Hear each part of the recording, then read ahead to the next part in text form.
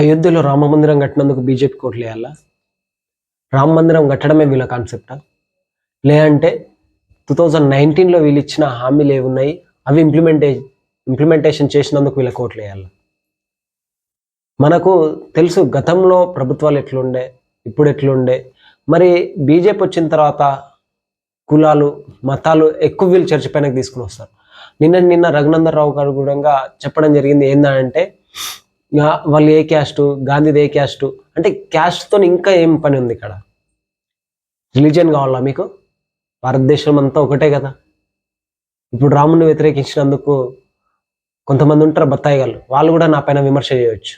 But నేను ఒకటే చెప్తున్నా, రామరాజ్య స్థాపన కాదు మనకు కావాల్సింది. భారత రాజ్యాంగం ఆల్రెడీ ఉంది, మనకు సమాన హక్కులు అందరికీ ఉన్నాయి. ఈ హక్కుల్ని ఇంప్లిమెంటేషన్ చేయమని దమ్ము ఉంటే. నువ్వు అంటే ఎక్కడికి వెళ్ళినా భారతదేశంలో ఉన్న ముస్లింలను టార్గెట్ చేసినట్టు మాట్లాడతారు, లేదంటే క్రిస్టియన్స్లకు టార్గెట్. వాళ్ళు కాదు కదా, అందరం సమాన హక్కులతో ఉన్నాం కదా భారతదేశంలో. మరి ఎందుకు మీరు ఇంప్లిమెంటేషన్ చేయలేకపోతున్నారు భారత రాజ్యాంగాన్ని? నీకు దమ్ముందా?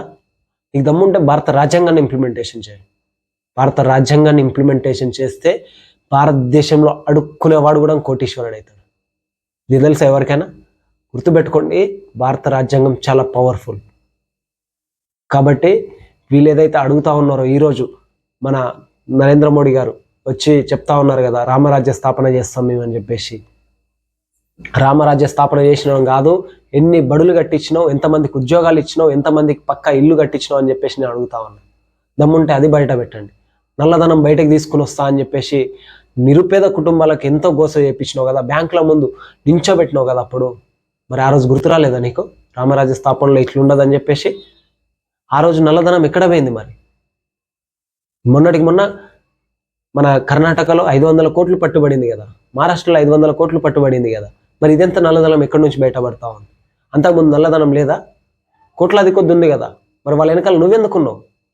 దమ్ముంటే ఇది ప్రశ్నించాలి. నరేంద్ర మోడీ గారు, మీరు మీ జలసాల కోసం మా సొమ్ముని మీరు ఎయిర్ లైన్ల కోసం మీరు ఉపయోగించుకొని దేశాలన్నీ చుట్టి తిరిగి వచ్చినారు. దానివల్ల రూపాయి పని ఉందా అని నేను అడుగుతా ఉన్నా. కాబట్టి ఓ తెలంగాణ ప్రజలారా, ఆంధ్ర ప్రజలారా, బాగా ఆలోచించండి.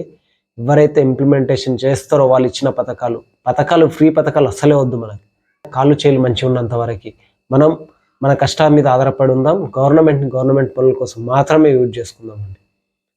ఎందుకంటే ఎంతోమంది క్యాండిడేట్స్ ఉంటారు, ఇండిపెండెంట్ క్యాండిడేట్స్గా ఎంతోమంది ఉంటారు. వాళ్ళందరినీ కూడా మనం బయటికి తీసుకుని వచ్చి, మనం ఓట్లు వేస్తే కదా, వాళ్ళు బయటికి తీసుకుని వచ్చి నిజాయితీగా వాళ్ళు పనిచేస్తూ ఉంటారు ప్రజల కోసం.